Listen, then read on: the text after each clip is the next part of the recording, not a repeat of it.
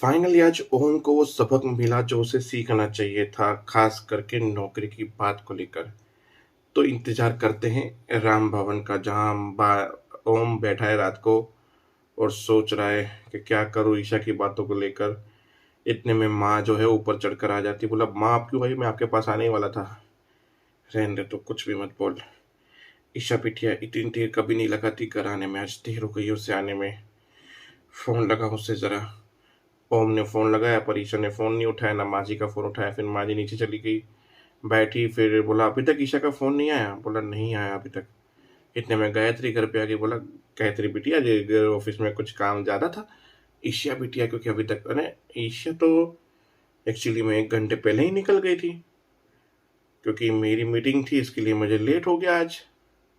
क्या वो घर पे नहीं आई अभी तक? बोला नहीं आई अभी तक घर पे। फिर बोला ओम ने आप चिंता मत कीजिए, हो सकता है कि अपनी माँ के घर पे गई हो, मैं जाता हूँ और अभी लेकर आता हूँ, आप चिंता मत कीजिए, तब तक आप बैठिए आराम कीजिए। फिर गायत्री ने बोला कब तक अपने आप को दिलासा दोगे तुम? मान क्यों नहीं लेते कि तुम्हारी बीवी शायद इतनी कंफर्म ही समझ लेते कि तुम्हें छोड़ के चली गई है। क्योंकि यार सुबह सुबह के तुम्हारी जो आर्ग्यूमेंट्स थी, हमें पता है कि तुम किस लेवल पे झगड़ा कर रहे थे। तो ये समझ लो ईशा चली गई है। इतना आपको ईशा से डर है, खौफ है कि एक पढ़ी लिखी लड़की, इसकी इतना खौफ होगा आपको, मुझे पता नहीं था। पर आई लाइक इट, आपको इतना डर है ईशा से कि ईशा के इस घर से जाने के लिए इतनी फ्रस्ट्रेशन में खुश हो रही हो आप कि ईशा चली गई फाइनली।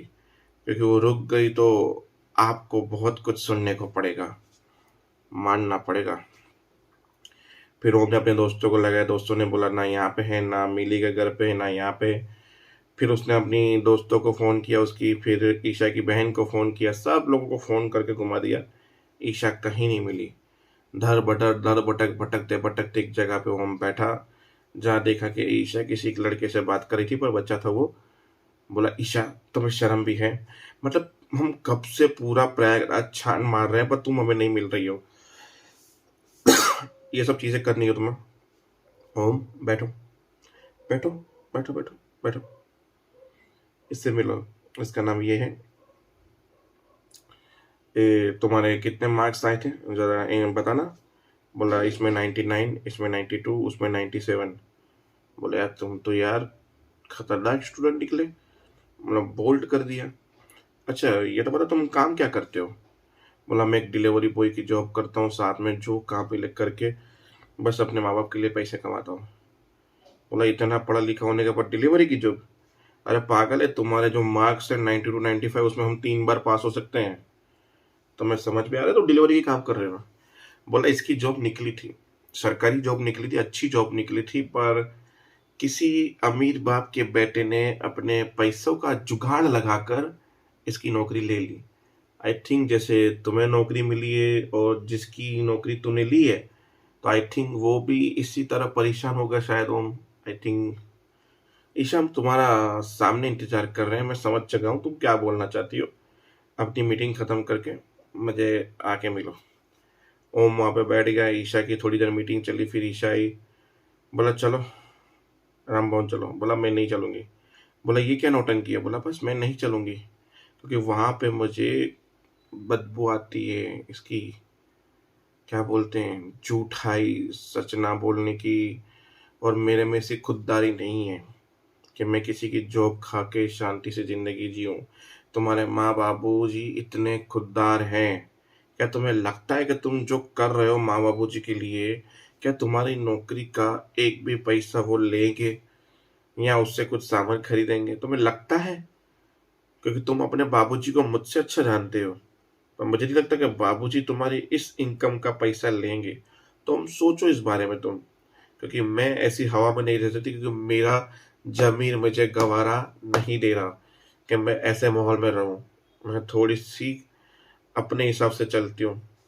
तो अपनी माँ के पास जाओगी तो क्या बोलोगी? बोला बस वो मेरा लुकआउट है, मैं कुछ भी बोल दूँगी उनको। तो बोला हम बाबूजी को क्या बोलेंगे घर जाके? बोला बोल देना वो अपनी माँ के घर पे गई है। बोला ठीक है बोल दूँगा। 4-5 दिन के बाद जब पूछेंगे ईशा वापस क्यों नहीं आ रही, तो क्या जवाब दूँगा? तुम लुकआउट दे देना जो देना है, पर हम नहीं रह सकते राम भवन में। वहाँ पे मुझे जो नहीं माहौल ठीक लग रहा तो नहीं लग रहा ठीक। बोला ये शादी हम दोनों ने अपने परिवार की इज्जत मान सम्मान के लिए की थी और तुम अचानक लिए गिव अप कर रही हो। मैं गिव अप कहाँ कर रही हूँ, मैं तो तुम्हें समझा रही हूँ कि तुम समझ जाओ, क्योंकि ऐसे माहौल में हम नहीं रह सकते। फिर ओम को ज्ञान का, पाठ का, हर चीज़ का पाठ पढ़ाया। वो पूरा ज्ञान का पाठ पूरे 15 मिनट तक था, बाकी का एपिसोड 2 या 3 मिनट में ख़त्म होगा।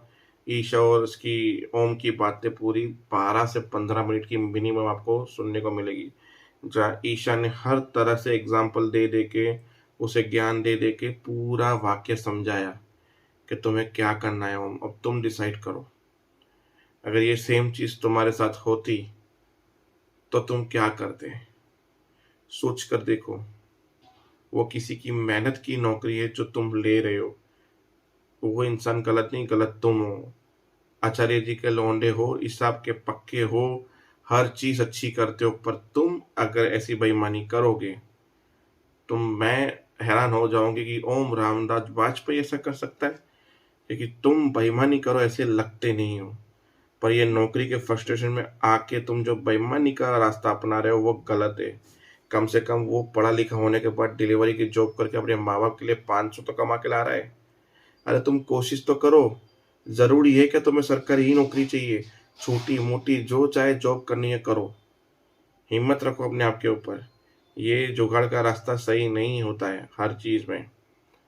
तो बस वहीं पे एपिसोड खत्म हो जाता है। ओम क्या सोचेगा क्या नहीं सोचेगा वो आने वाला वक्त ही बताएगा। तब तक के लिए जय हिंद, जय भारत।